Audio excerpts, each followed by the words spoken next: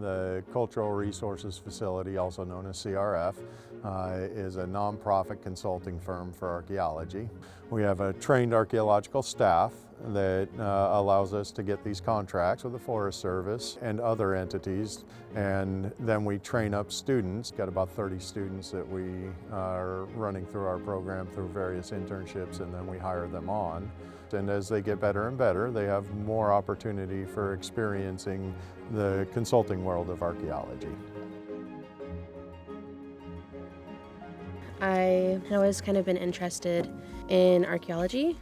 And then after taking a few classes, I really fell in love with it. But then being able to actually apply that knowledge in the field is really awesome. And I'm really enjoying the journey so far. We have an annual field school. It's in collaboration with Bear River Band of Ronerville Rancheria, a local tribe here. We do monitor training for the tribe. So we train monitors how to watch archaeological excavations and document them as well as participate in them.